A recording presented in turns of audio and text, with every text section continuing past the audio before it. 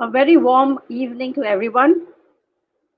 What makes a good educator? Is a qualification, your content knowledge, and a B.Ed degree enough? What are the prerequisites for being an educator? Our alumni has always been the source of knowledge whenever we have wanted to get uh, first hand information about the field of education. And that has been the crux of the Alumni Returns Program, which is organized by the Alumni Association of PCR Chembur. And our alumni have always come back to our college and spoken to the students and the guests out there about the live knowledge that they have. With the COVID situation, and we are all locked down, so we have taken the Alumni Returns Program online. And today we have with us Dr. Sharda Sharma, our alumna from the batch of 2007-8. Sharda is an assistant professor at PCR Chembur, and she has done her PhD in IB. She's also the executive committee member of the South Asian IB board, and she's extremely spiritually inclined, and therefore she's the vice president and trustee of the International Spiritual Board. So welcome, Sharda. Thank you for joining us online. Thank you, Dr. Swasti. So I would like to start by asking you, Sharda, that what is the scope of the various international boards and in India, because that's your specialty. So let me start with that. And how do you feel, which are the best board that students have? I mean, what can you go for as a teacher? All right. So good evening, everybody. Principal of the Pillai College of Education and Research, Dr. Rennie Francis, Dr. Swasti Dhar, staff members, colleagues, and my dear friends. I am Dr. Sharda Sharma, and I'm proud to be an alumni of PCER, and I'm very delighted to come back on this platform today where I guess I will be able to address a few issues related to the educators of today and the educators getting prepared for tomorrow's virtual world and the ever-evolving generation of the future. PCER has always guided its students in the best possible way and has equipped them with all the requirements of being an educator. And today, I would not only be reiterating on those, but I would also highlight a few other areas that teachers need to be aware of and to be conscious of. So, as Dr. Swasti just asked, can we have the first slide, please, up?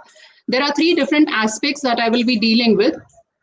These majorly include the international boards, the social media, and the skills development that you will be needing to be equipped with as an educator, where I will be talking mostly on communication skill apart from the others. Coming to the international boards that Dr. Swasti asked, we'll have the second slide. The next slide, please. So here we can see this is the world's largest provider. This is the Cambridge University, and it has different international educational programs and qualifications for students aged between 5 to 19 years old.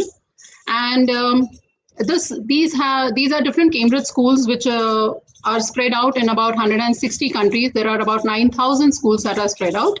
And in India, we have about 400 schools. And these schools are all a part of the University of Cambridge. Next slide, please. Now, as you can see on the screen here, the Cambridge programs and qualification, which you can see is it has 4 different stages between 5 and 19 years of age for the students.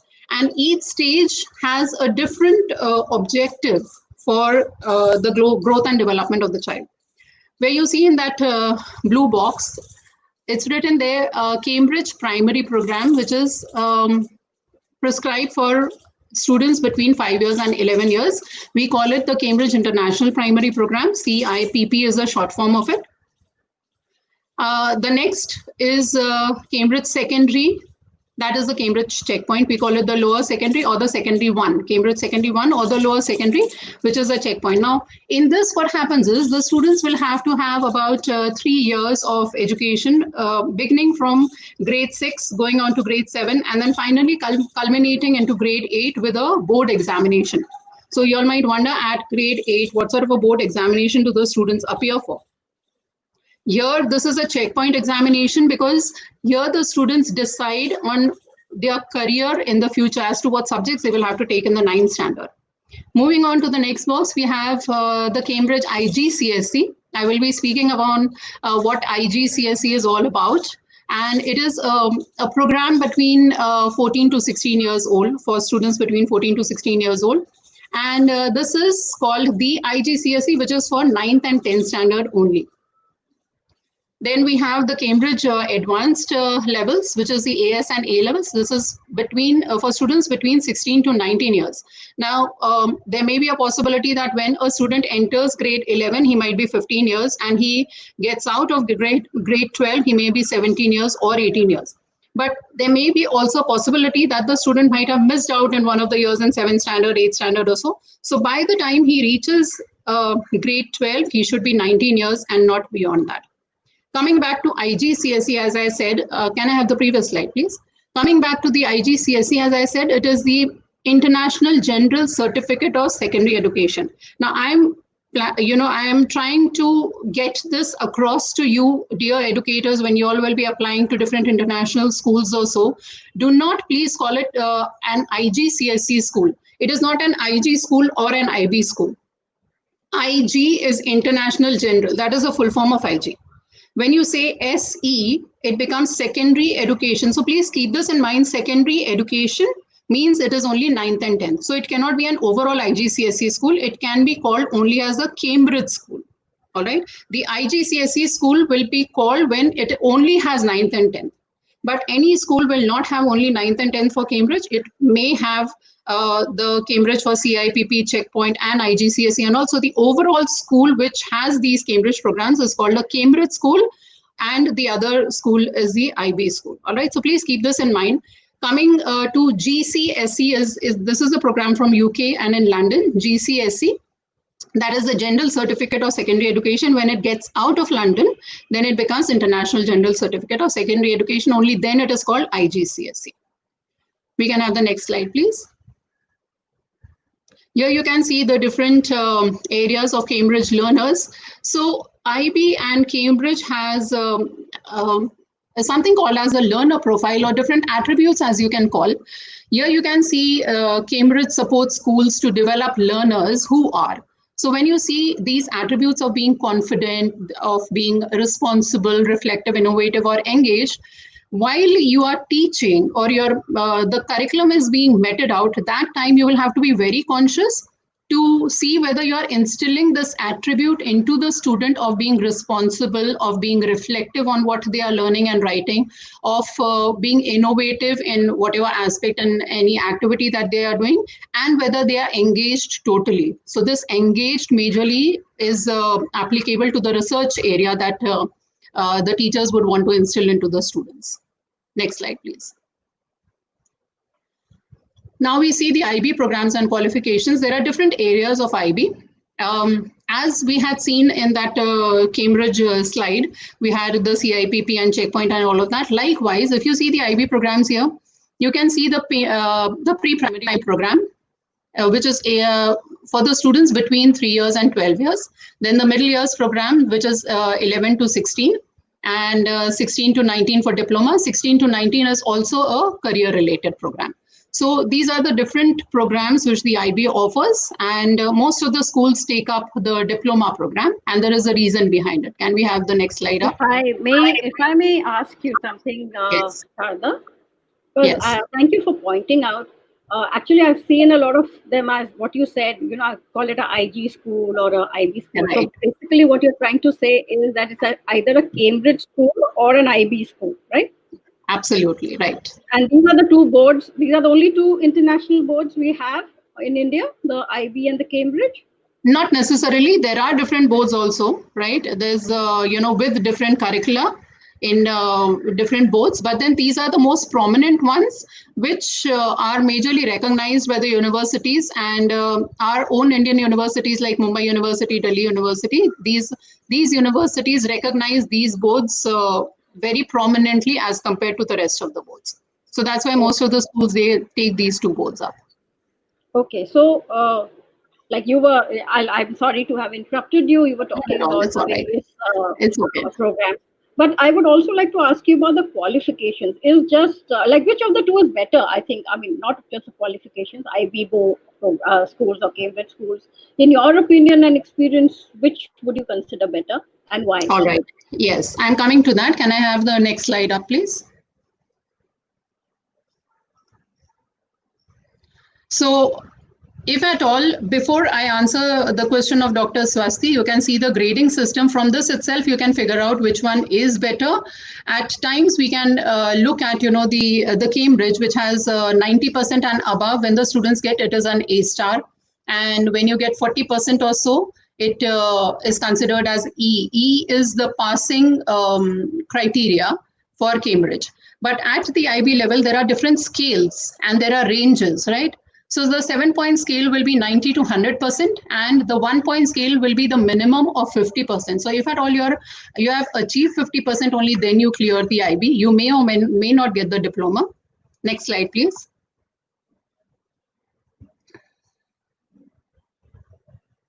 All right, so I guess we have missed out on one of the slides where, you know, it was mentioned where what is the difference between the IB and we can go back to the previous slide of Cambridge. Yes. So where, you know, the Cambridge majorly, the major difference here is Cambridge will have different aspects related to the objectives that have to be meted out. And it has the IGCSE, which has a board examination in 10th standard. All right. But the IB might or might not have that because it has the MYP. MYP is the middle years program, which I had showed you on the screen. It is a middle years program. And the middle years program does not necessarily have a board examination. Now, this makes a major difference in countries like India, where when you're applying to different universities, you might have noticed that even when you had applied to a university, what was asked for your documents was the grade 10 mark sheet and the grade 12 mark sheet. So if you have the grade 10 mark sheet, which you have gone through a board examination, only then you are viable to or eligible to take up that university. But since IB does not have a board examination currently with MYP, and most of the schools are looking forward, and the IB itself is looking forward to having that examination, this is a major difference. And IB also has different areas called as CAS, which is creativity, activity, and service. It has the TOK, theory of knowledge, which instills creative thinking skills. And it has something called as an extended essay, which we call it as a mini PhD, where the students are supposed to be writing a 4,000-word essay in 2 years' time based on a topic, which is their own mini research, which they do. So it has all the areas of PhD, and that's why the students are already ready for the university. So I guess I would not want to, you know, be biased regarding the IB or Cambridge, but I guess both the boards are equally good in their own stead. So this is the next topic that I'm taking up about the social media. And here, if you can see the different apps which you all might be really familiar with. The Facebook, the Twitter, Instagram, TikTok, YouTube.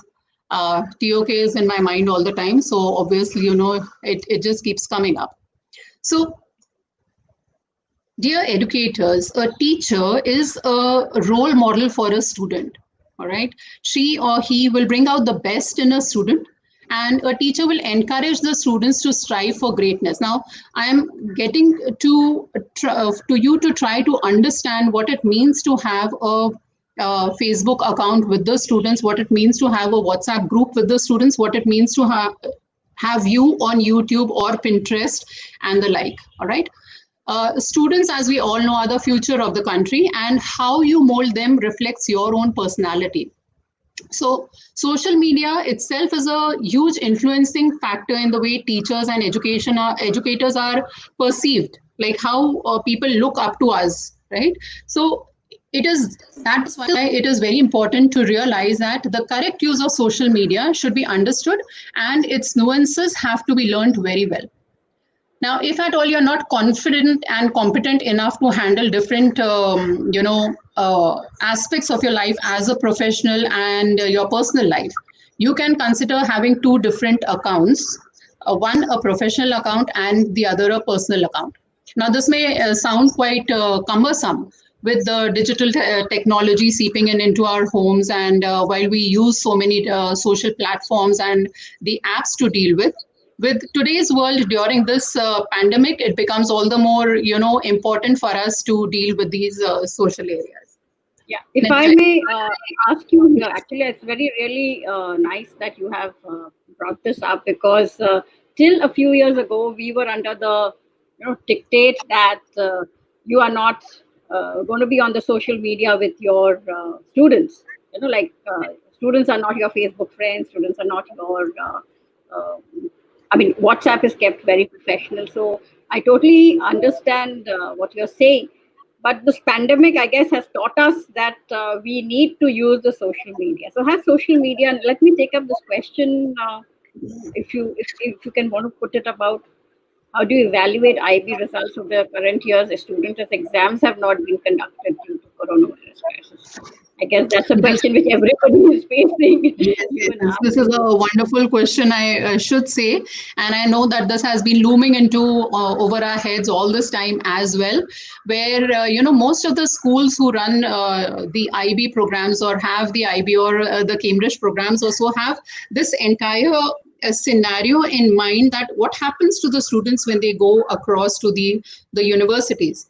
Now, the current situation is as such, where even at our committee, we were discussing these things the other day, where the IB is majorly relying on the internal assessment. So what happens at the IB is there are different kinds of assessment at the IB, where 60 to 70% will be with the school, which is called an internal assessment, and the child, it will include maybe the presentation, it might include an essay, which the student might have written, and the teachers have already checked this essay, and then it has gone up to the IB, and it is only moderated there. So most of the assessment that have been conducted are marks are already given by the IB teachers in those schools. So when it is assessed, then the IB more or less checks randomly initially, and then goes into the detailing, where I guess most of the schools have been approached to give an evidence of how the child has actually gone through the learning. So only on the basis of that, on the basis of the evidence that the IB has asked the schools to produce, on the basis of that, the assessment has been conducted. And the question was, how do you evaluate the IB results of the current year students as exams have not been conducted? So formal exams have not been conducted with paper 1, paper 2, paper 3 and all of that. But all of these have already been, blended into the internal assessment with the evidences. You are on mute, Dr. Swasti. Please unmute yourself. Sorry. Thank you. So thanks. I guess that's a concern for every school and college right now, because we had thought that by June, July, we'll be able to take the exams, and Right. we'll have to take it on. So another question, since you brought up the social media, another question which we would like to ask is, what are the qualifications? I mean, just your content knowledge, a B.Ed, and is that enough, or do they also have to go, and you become a teacher, do they have to go through other qualifications, other rigors as well, or is this enough? If you could answer that before we move on to the social media. For taking up a job in the IB school, are you asking that? IB or Cambridge, any of the schools, like yes. What else? Yes. So again, that's a wonderful question here. See what happens with the IB. Most of the schools that have the IB, especially the diploma program, and the curriculum, if you look at the curriculum in 11th standard, is the base of what you and I might have learned at my post-graduation, right? if I have done my MSc or MA, that is what I will be teaching in the IB 11th standard and at AS level, which is the 11th standard of Cambridge, right? So obviously a teacher needs to be a postgraduate in that particular subject. You cannot be having a BSc and just teach mathematics and just teach physics or chemistry there. No, you have to be a BSc in mathematics. You have to be a MSc in mathematics. Only then you can be a mathematics teacher at that particular level, which begins at grade 6. Until grade 5, there is a possibility where you can have the graduation, but even with the graduation, you should be qualified in that particular subject. Yes, a teaching qualification is very, very important where B.Ed is concerned. The equivalent of B.Ed, even, the IB, when they come for audit in different schools and other schools and all, these inspectors ask for the qualifications of the teachers. And if at all we have only a BSc teaching in 5th standard or 6th standard or so, then we have to make shifts, the schools have to make shifts in those areas. So that is what. So MSc, like your master's degree in your subject. Yes, very, very, very important. Absolutely important. Okay, so a very common question: what will happen to the BComs and the MComs? I guess if at all they are applying to the international schools, they should not aim for grades beyond 5th standard. If at all they are not a postgraduate, you all should already be prepared to teach only in the primary. Otherwise, they can apply into the local schools where I guess, CBSE and ICSE schools might take them up for 7th and 8th standard also. But this is not recommended. If at all you are not a postgraduate, do not apply for an international school and do not ask for a higher grade there. Okay, but you have to be very specifically postgraduate to have a postgraduate in that particular subject. Okay, so let's come back to the social media you were talking about. What are how do they use it? Okay, let's take up this question. Is predicted IB grade valid for university admission in the current year? Not necessarily. Any university will give only a provisional admission. With the predicted grade, only a provisional admission is granted, where it is not a confirmed admission. Once the transcript of the IB comes, only then, so there may be a possibility on the predicted grade, the student might have achieved 70% marks and he has got, in University of Toronto, he has got an admission, right? But when the actual transcript comes and he has got only 65 or 69%, and the cutoff maybe at University of Toronto, maybe 70%, he loses out on that admission. What about our own university? Mumbai University. Yes, Mumbai University will have, the 40% or so and all. So I guess, most of the students, as I said, if they are learning at the postgraduate level, I guess they do not end up ending only getting 40% marks. They are, and the schools do not take such students into the IB also. They test them through and through. All right. They train them through and through also. Okay. All right. So coming back to the social media, you were saying that teachers do use a lot of social media. So could you tell us some ways in which it is done and how can our students get onto that path? Right. So a few things that, the educators can do, or we as educators can do is write blogs, right? You can have your own articles. You can refer to different articles by famous personalities. You can give assignments from there to your students and share your blogs with your students. Now, if at all you have a Twitter account, if you do not have, please have one as an educator. It's very important for the latest and current news where the Twitter posts by different celebrities and famous people are, just posted up every other day. And they tell us about their opinion, the issues related to either the news or the current pandemic, etc. Then Facebook, if at all you have two different accounts, as I said, for the students, set up rules and regulations for the students, and you have a strict line of discipline there. That you cannot post any obscene material there, or you cannot post anything not related to academics. It's up to you. Then if at all you have a Pinterest account, you can have educational resources to be pinned so that, there might be a particular theory which might be related to your physics topic. It might be related to your chemistry topic also. So you can pin that resource there and let the students go through it. YouTube, you can show videos and TED Talks. And I would recommend every single educator to go through TED Talks as much as you can. You know, it's really interesting to get into the depths and insight of professionals. And you can have the direct course of discussion from those TED Talks itself. WhatsApp. I come to this major thing where, you know, all of us are, you know, very tech savvy where WhatsApp is concerned.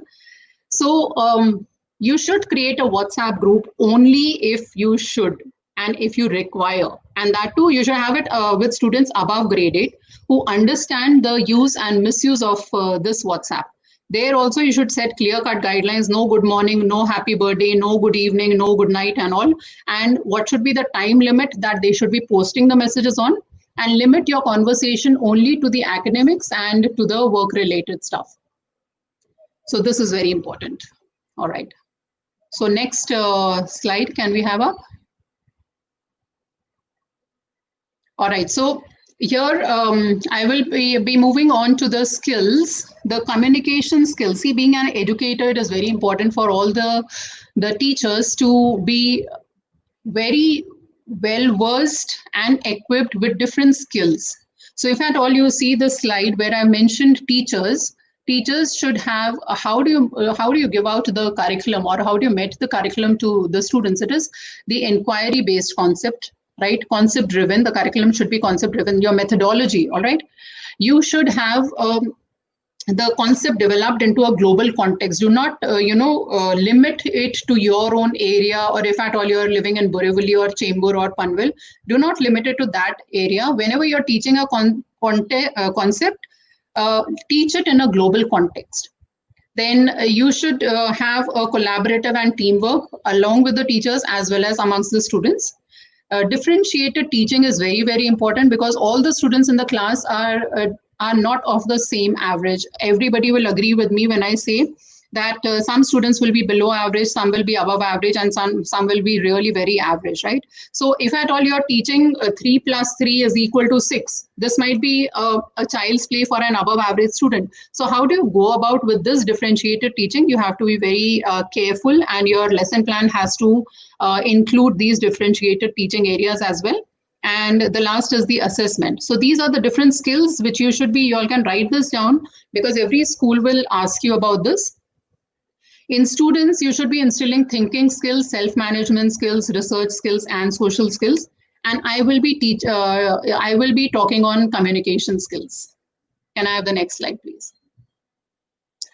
As everybody knows, teaching is considered as 50% knowledge and 50% interpersonal skills. Interpersonal is like your own, what you're saying, and the person whom you're interacting with. All right, so next slide.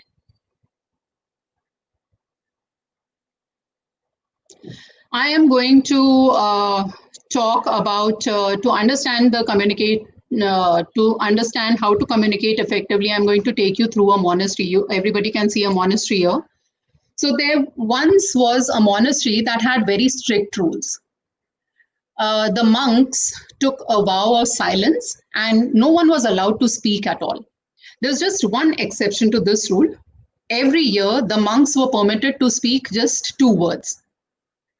After this first year at the monastery, one monk was summoned to his annual meeting with the head monk. So the head monk said, "It has been 1 year now. What are the 2 words you would like to speak?" So we can have the next slide now. Here, the student monk says the student monk says these 2 words, "bed hard." "Thank you," replied the head monk. 1 year later, the monk was again summoned to the head monk's office. The student monk was summoned. "It has been 1 more year," said the head monk. "What are the other 2 words that you would like to speak?" So the next slide. So here the student monk says, "food awful." "I see," replied the head monk.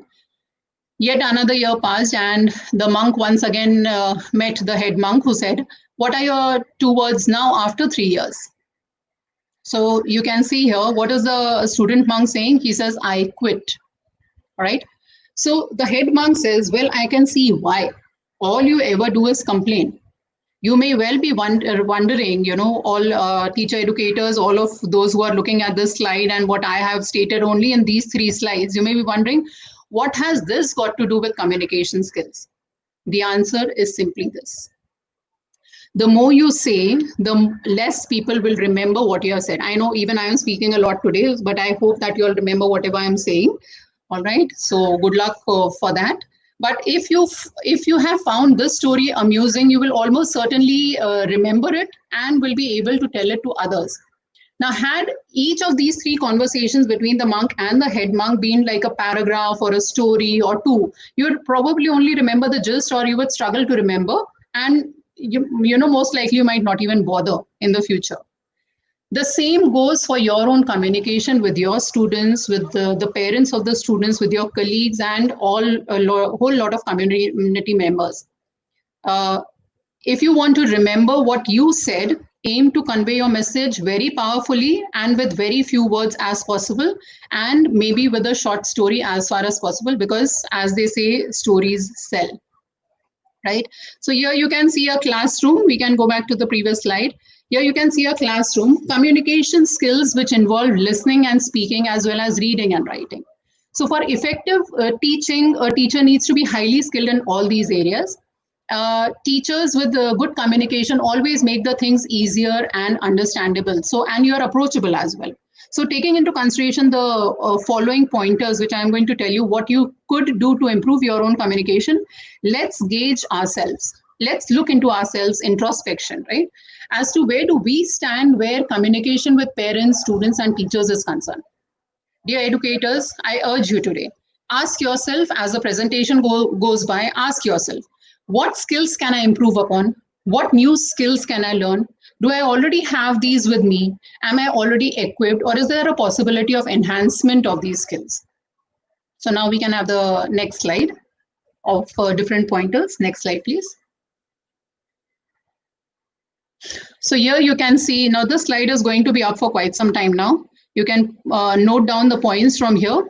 Read a page. All right. Every single day, dear teachers and educators, every single day you should take out time to read at least one full page. Be it a magazine, it can be a newspaper, it can be an article, it can be from a journal, or even a short story. Now the next question would be how to read. All right. So you'll have to make a conscious effort to keep a readable rectangle in your hand. So when I say rectangle, it might include a tablet or a phone or a book or anything like a Kindle or something like that in your hand, either when you are traveling back home or you're going to work or before bed, right? So you could do this. Now, how to read? The next pointer that you see is murmuring.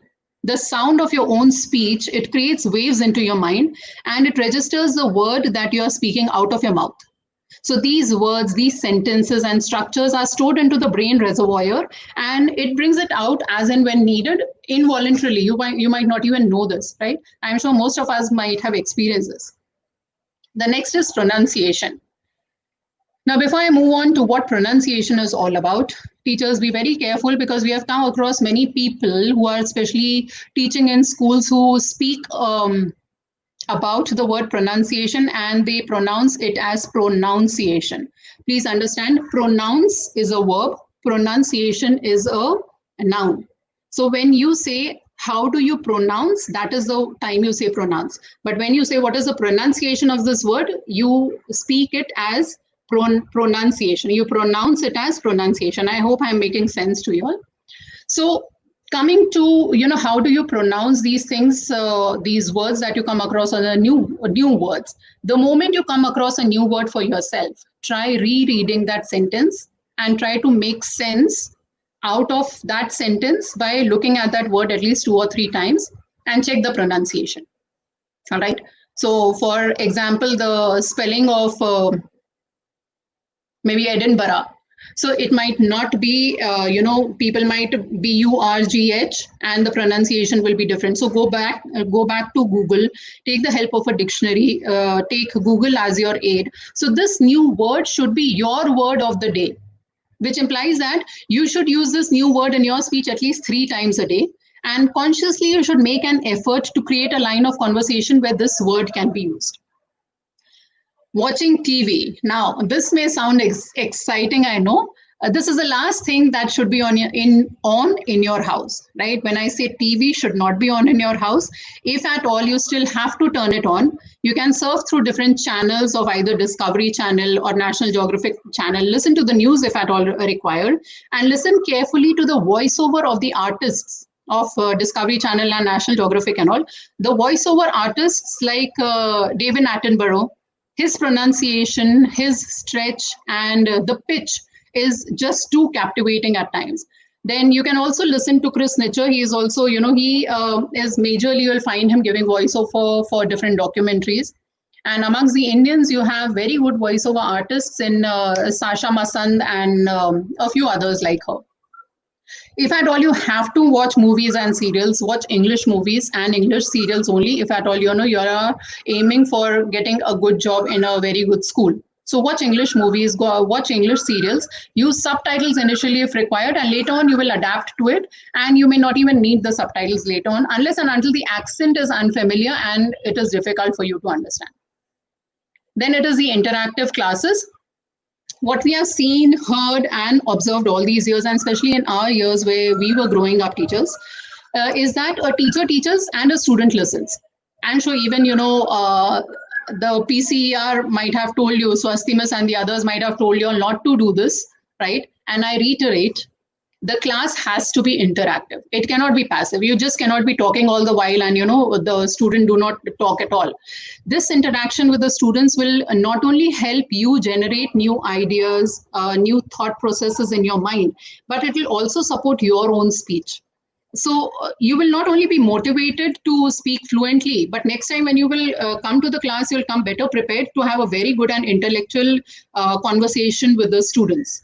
So this preparation at your end will include research on topics, additional texts, articles, and and you will involuntarily end up reading a lot.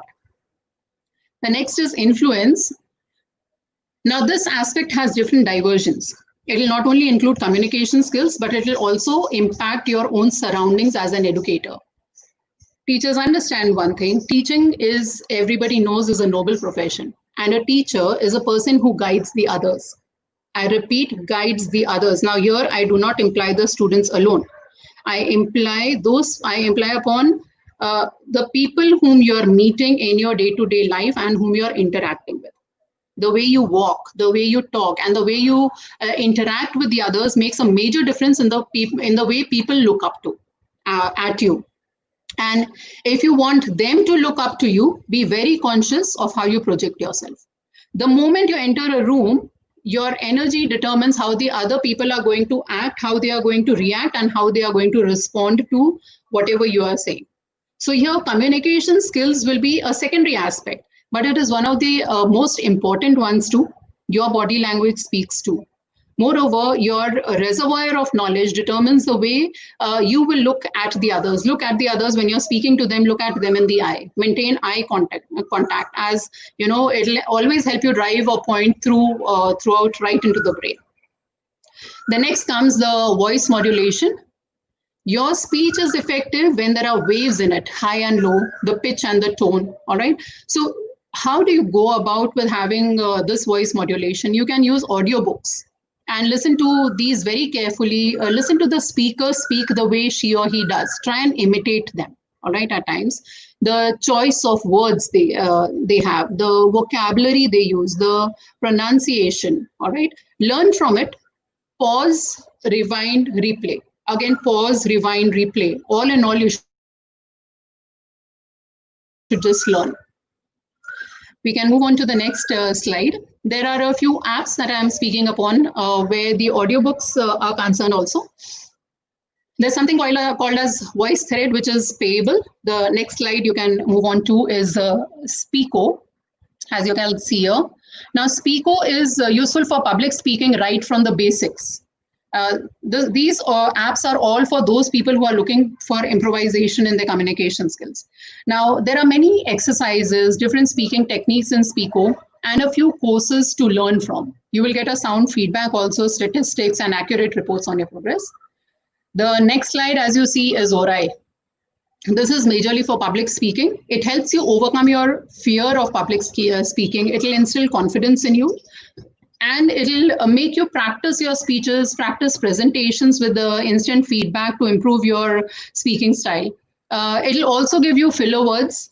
It'll help you with good vocabulary, and it improves pacing as to how fast are you speaking, how slow you're speaking. It'll help you in vocal clarity and save your recordings and all of that. All right. The next one is the art of talking to anyone. I would recommend each one of you to get hold of this. Now, this is also a book, and this is an app as well. The book is written by Rosalie Maggio. Her other books are like How to Say It, Great Letters for Every Situation, How to Say It, Style Guides and all. The publication is McGraw-Hill, quite a renowned one. And this book teaches us how to say the right thing at the right time. It includes many techniques with the sample dialogues, tips, quick references to do's and don'ts, etc., keywords and all of that. All right. So we can have the last slide up, please. Yes, this one. Remember, dear educators, the students are here with us only for a short while.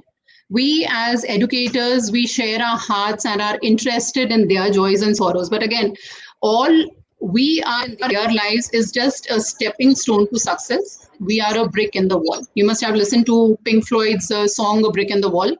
And we must be proud of the role we play as educators, as teachers. Without us, understand, without us, this child would not have reached where he is today, or will not reach where he is supposed to be reaching, right? So where we are directing him to reach. Destiny, destination are all prepared by us and us alone. So, it should not be that, this is his destiny and this is his destination. No, you are the one who are paving that way for him. You who are creating the path for him. But at the same time, be prepared to detach yourself at a snap. If they come back and stay with us, our hearts are their homes, right? But if they wish to fly away, we bestow our blessings upon them and wish that they grow taller than us in life, not only in mind and intellect, but in all aspects of their lives. This is all from me, Dr. Swasti. Yeah, thank you. You got me remembering our favorite songs as I was growing up, Pink Floyd. Among the things you said, all the apps which you mentioned, Sharda, they were all new. I will all go and see it out, at least try it out. I think that's something which we'll all be doing. Thanks for the book. In fact, there's another book which I would also recommend called Exactly What to Say, by Phil Jones. Now, when you were talking, Sharda, there are 2 points I wanted to ask you. One has come in as in the form of a question, which is, what are the future study prospects of IB in India? And so we'll come to that later. Another thing was about the WhatsApp group that you were talking. Yes. And I feel that in schools today, it's not only like at PED, we are in WhatsApp groups with our students, but they are adults. But in school, a very big problem we face is the WhatsApp group we have with the parents. Yes. Where the parents are a part of the WhatsApp group. So right. how is it in international schools? Like, how does it work? This WhatsApp fever which has come in. All the international schools and other schools also, local schools also that I have come across, we have had most of the principals and management members who have come and spoken to us regarding this also. They do face a major issue where parents talk on WhatsApp. What they have done is in their school diaries, into their calendars, school calendars, they have mentioned rules and regulations, right? A preferred code of conduct where they have that if at all, the first thing they mention is do not get influenced by a person who is trying to put an idea or a thought process into your mind, which is negative. Every conversation will most of the times begin with a negative aspect only. If at all, it has to go on, for a longer period of time. If it is positive, you can always say that it ends for a short period of time and everybody will say that it is good.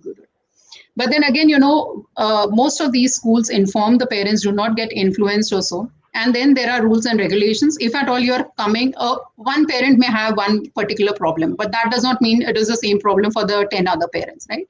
So those things, the schools have to be careful of and maybe, make the parents realize this, educate them. So from the parents' point of view, your child is in 3rd standard, you have one WhatsApp group. The child goes to the 4th standard, you have a second WhatsApp group. Then the 1st, 5th standard. At the end of 10 years, they're a part of so many WhatsApp group. It's crazy, this WhatsApp group. Good luck. So I can, No, good luck to those parents who have these many, who have a lot of time with all of this. Good luck to them who have the patience to go about dealing with all of that, and good luck to their no, I'm eyesight. talking because mainly from the teacher's point of view. right, Okay. they will be on the social media and they will be on the WhatsApp. So I guess, their eyesight doesn't, get weak with this. Okay. So we'll take up this one question before we come back to the question which I had mentioned. So how will the webinar badges from Cambridge help me in my resume? So Pooja Khanna has written that she's earned these badges during the lockdown by attending webinars online by Cambridge. So how does it help her? Thank you, Ms. Pooja, for this question. But let me tell you, it's just not the logo or the badge that you should have on your resume. What you should have a proper insight, some experience, some workshops attended, or maybe dealt with some areas of Cambridge where Cambridge teaching is concerned. If at all you're looking for, also when you go for an interview, you need not say that, I have this, I have done this, and I have done this short course, right? So that short course might not be really required by that particular school. So just to get a job, do not have the badges on your resume. Have that insight and in-depth understanding of what Cambridge is all about. Now, one